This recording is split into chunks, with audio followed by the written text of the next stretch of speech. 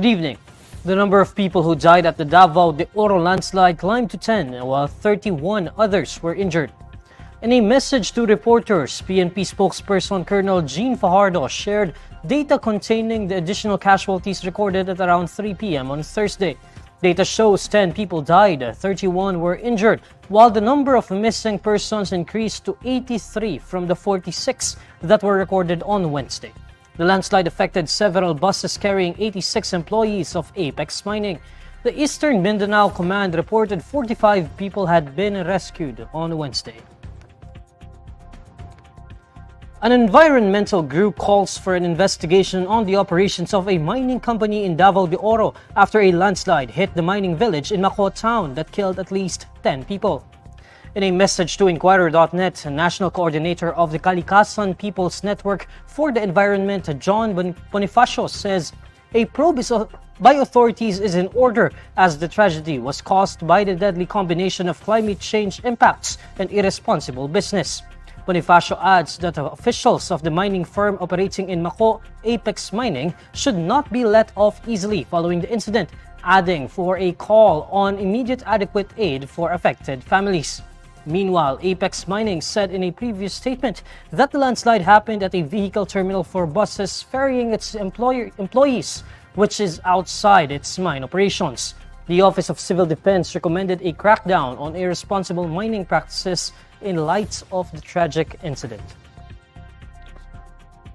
President Bongbong Marcos declares a stronger Mindanao means a stronger Philippines following former President Rodrigo Duterte's proposal for a separate and independent Mindanao. During the 17th meeting of the national government and Bangsamoro government intergovernmental relations body, President Marcos addressed leaders from both the national government and the Bangsamoro Autonomous Region in Muslim Mindanao on disallowing outside forces to deviate dreams and aspirations for a democratic process.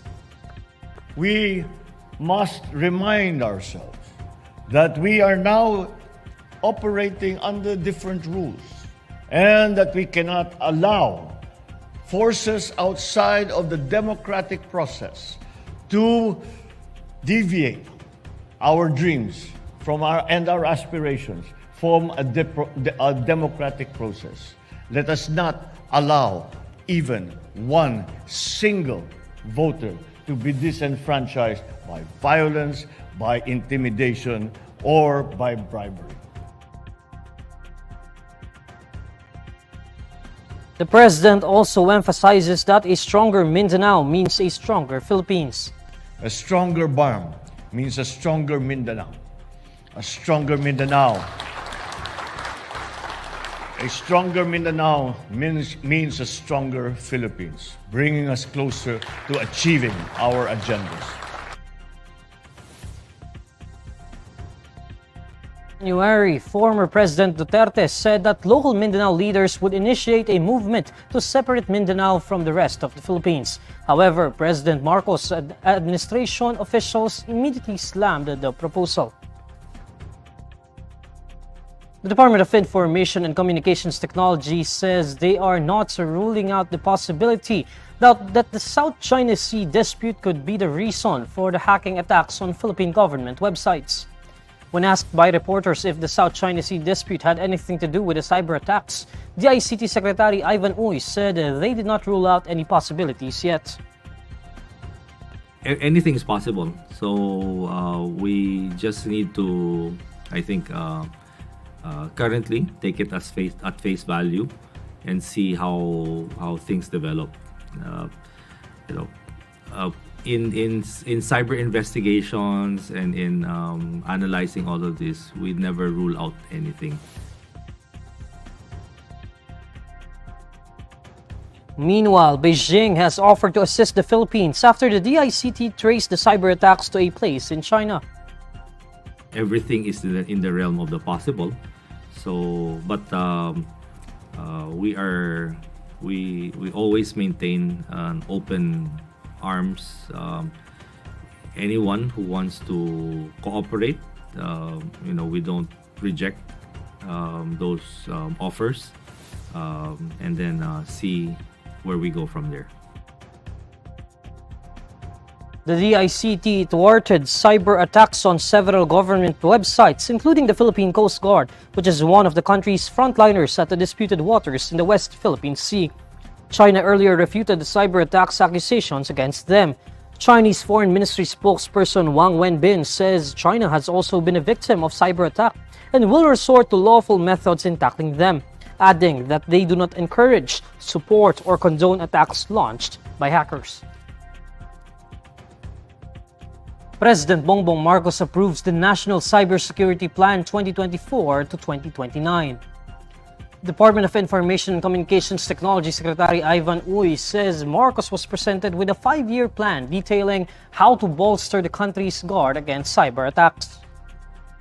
The National Cybersecurity Plan is, it's a document that provides direction, policy direction, as well as operational guidelines on how to build up our cybersecurity posture vis-a-vis the rest of the world. Secretary Uy adds that the 5-year National Cybersecurity Plan helps address the need to improve policy making when it comes to creating a safer cyber landscape. So it also identifies cyber assets, infrastructure that's out there that needs to be protected, provides how all of the different government agencies, the different sectors, whether it's energy, transportation, finance sector, can come together and address quick responses in case there are any attacks or any attempts, and a good coordination mechanism so that these information are shared. The DICT chief further says that an advanced threat mechanism was also included in the plan, wherein the government could have information exchange programs with a country experiencing cyber attack through computer emergency response teams, after which the government could warn local banks of the attacks and the modes used. Meralco announces another rate hike this month. Meralco says the electricity rate increases by 57 centavos per kilowatt hour.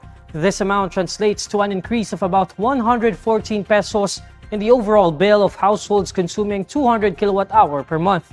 The overall electricity rate of a typical household now stands at 11 pesos and 92 centavos per kilowatt hour.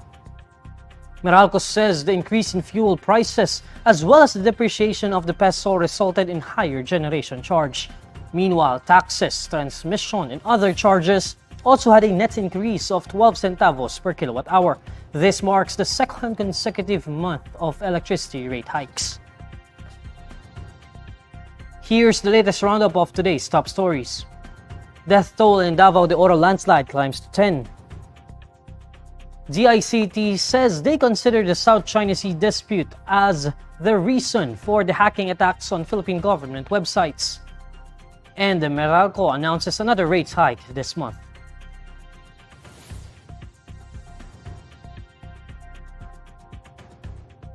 And these are the stories you need to know today. I'm Neil Mercado.